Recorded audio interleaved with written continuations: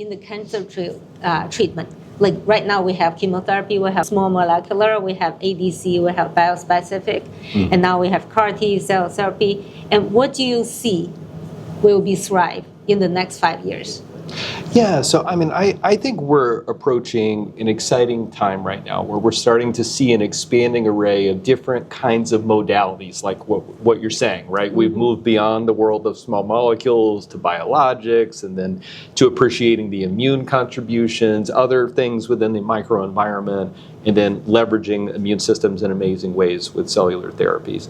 I think the interesting thing is if you start to look at the molecular targets that many of those modalities go to, some of them start to converge on some of the same precedented targets, right? We think about some surface receptors or things that come up in many diseases commonly where they almost all of these modalities will start to target one of those.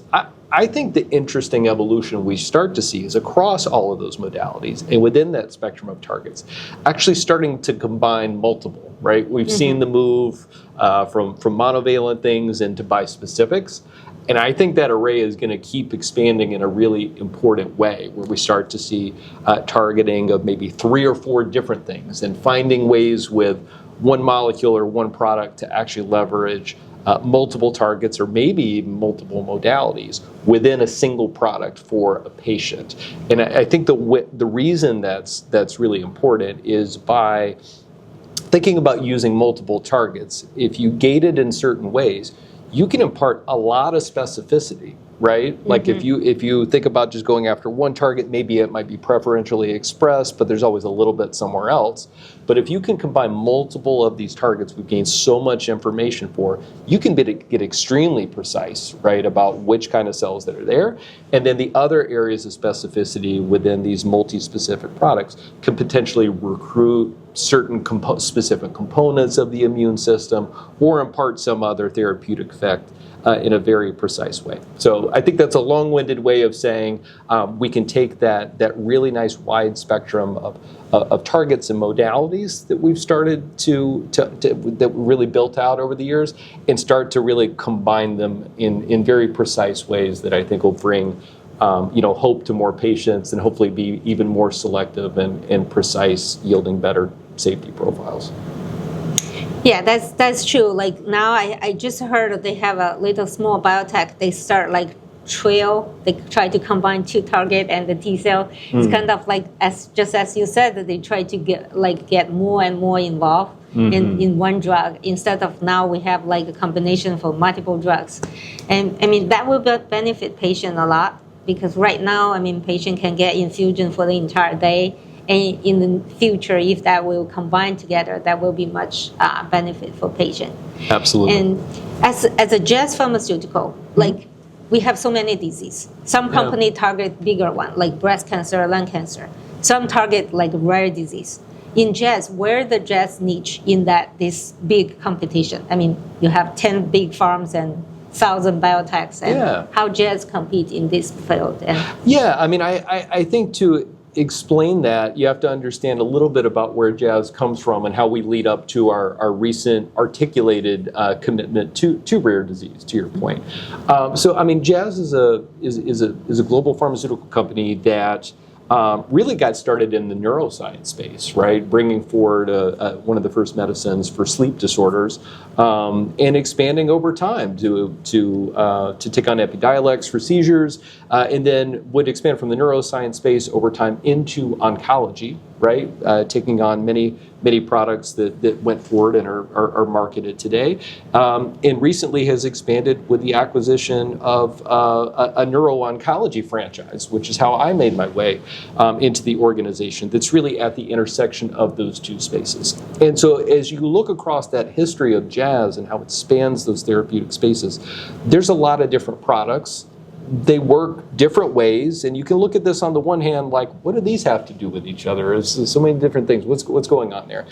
And yet, if you look across those different spaces and those different mechanisms of action and different modalities, right, the common theme that is across all of those is it was a willingness to take on and innovate in a space where either others weren't willing to because there was some uncertainty there, or others had given up on, like the brain tumor community where we were talking about before.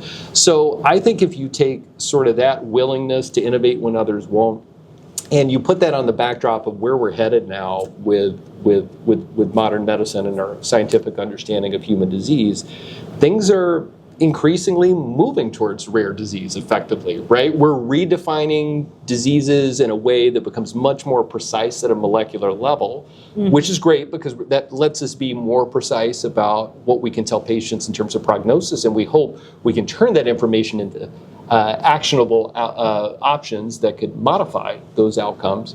But what it effectively means is diseases are getting more rare by how they're defined, right? So when I put those two things together, I think that's what really emboldens us to be very specific about that commitment now. We're a group that's willing to innovate where others either aren't willing to or have kind of given up. And we're willing to take on rare diseases, which is where we think the science is moving us towards. That's really amazing because like neuroscience and especially tumor is kind of like it's the field people forget about it.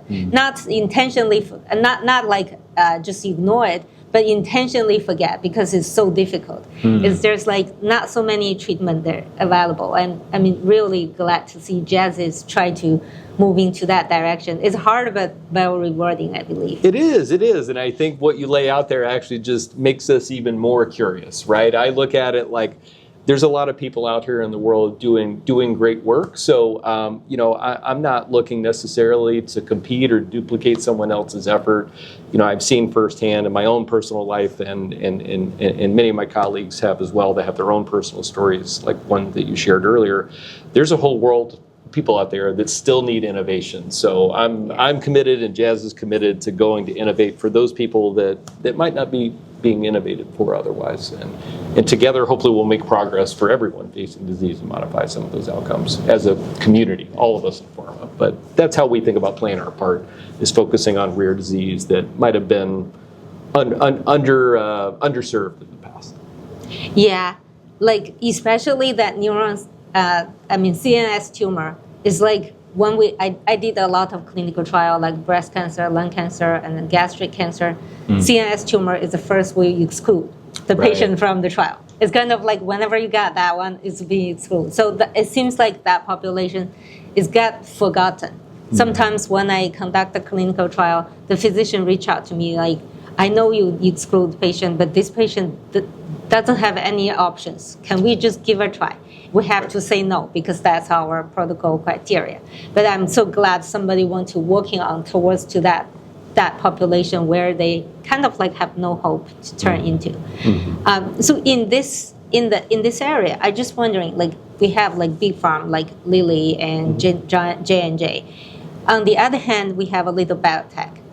What do you think the advantage of different organization and how you want to Jazz to take that advantage to moving forward? I mean, where the Jazz the direction? Yeah, I mean, I think it's about us all playing to our strengths, to be honest with you, right? Again, some of those larger pharmaceutical companies have a lot of resources, a lot of global reach, and some of those larger diseases need that, right? But I think there's other spaces where if you think about that legacy I mentioned for Jazz, where science and medicine is evolving to with more precise disease definitions and things like that, and the patient centricity that's here with it. I mean, you can the Jazz really embodies. I think it actually lays out a lot of unique opportunities that are there. So for the patient-centric part, I mean, you can hear hopefully in the Medeso journey, that entire approval really was sparked, many different ways to look at it, but the initial spark that was there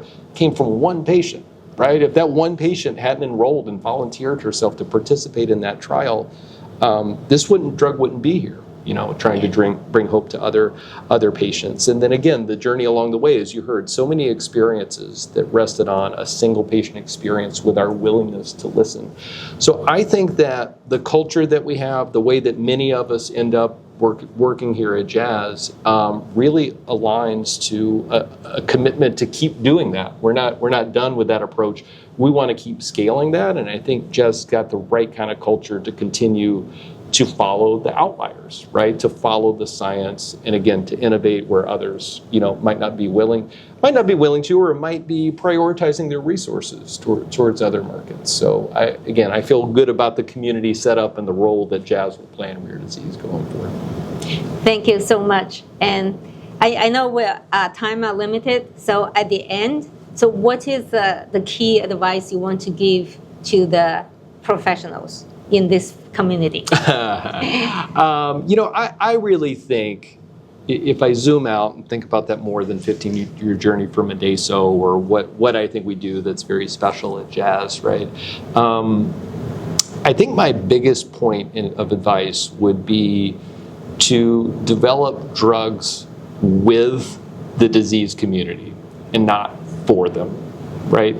In industry, we get really wrapped up in holding advisory boards and conducting surveys and doing market research, right? Yes. It's one thing to go do surveillance and listen, right? It's another thing to build something with the community, okay? Yeah. And that makes a huge difference in all phases of development, right? But if you really bring them with you, your brain power expands, your capabilities expand, and if you're successful in bringing a product to market later on, it's the product of the community. It's not a product of the pharmaceutical company, and I think we should do a lot more of that.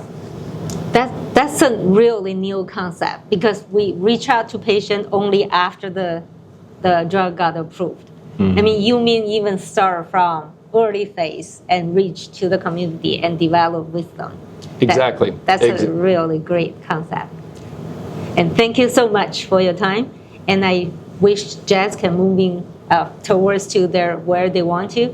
And I'm hoping next year Jazz can come to our community too and more thrive here. Wonderful. Well, thank you so much for having me, and let me share some of the story.